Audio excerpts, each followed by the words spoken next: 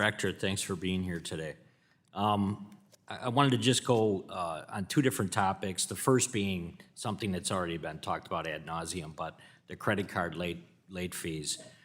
Specifically because, I have corporations in the district. Kohl's Department Store is probably the best example. And I'm worried that the rule could have a negative impact because I don't know if the differentiation is there between bank cards and what you might see with retail, and I'm wondering if you guys looked at it from that perspective. It's a great question. So store credit cards, you're right, the market is a little bit different than the generally available bank cards. They do work with a financial institution to issue it, to provide all the statements and the underwriting. A department store like Kohl's will probably work with them. There is different demographic, different loan characteristics of it. We certainly try to look hard at those differences when shaping the rule. At the end of the day, though, a reasonable late fee and making sure that there's incentives for consumers to pay, I think will be good. I will also tell you, for those retailers, they incur some real damage sometimes when their customers are not being treated fairly by the financial institution partner. So I'm hoping that the retailers themselves can also see some benefits from this.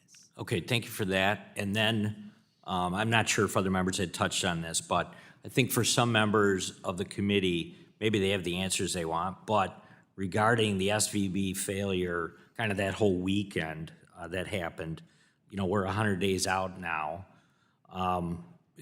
The FDIC, the Fed, Treasury, I don't think we got the answers we need from them.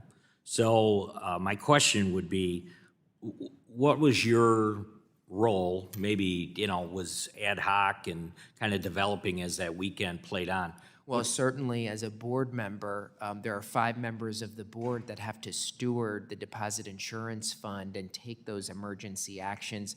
We were often meeting late and taking votes in the middle of the night. It was a very fast-moving situation.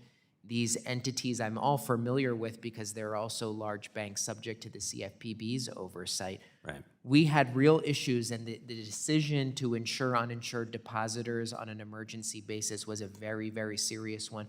We do think it created some stability in the system, but we need to make sure that we are ready for future runs like this and that the system is resilient and appropriately capitalized. So specifically, what's your memory about what happened on March 12th at that FSOC meeting? What happened during that meeting? So there was FSOC, was that on a Sunday maybe? We were all working round the clock.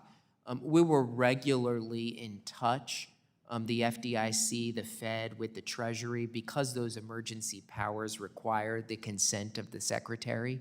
So anytime there's major movement like this, obviously there was the worries about Credit Suisse as well. We did exchange information about the latest intel that we had. I don't know the specifics of it, but certainly we like to share information. Do you feel like decisions were made and that there was already movement on trying to sell or save the banks at that point by the time the FSOC meeting happened in mid-March? I don't remember when the FSOC meeting was, but certainly the failure of Silicon Valley Bank, it happened at around 11 a.m. on Friday. It didn't even make it to the end of the day. Signature Bank barely made it through and ended up failing on Sunday. So it's not like a normal bank failure where there was clear awareness well in advance and the entities can prepare for the resolution in the same fashion and find buyers. The First Republic resolution was quite different. The closure and sale happened over the same weekend, but the speed in which SVB occurred, it was lightning fast. And so, we did not get, I believe, a valid bid submitted that weekend.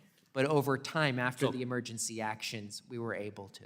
Okay, so let me ask you a huge question. It would be difficult to answer in a half a minute, but what is your opinion now of where we're at, and not just related just to banks, but all financial institutions, and is the market stable, and are regional banks in a good position as well? Well, I think what we've seen is that deposit outflows have really stabilized.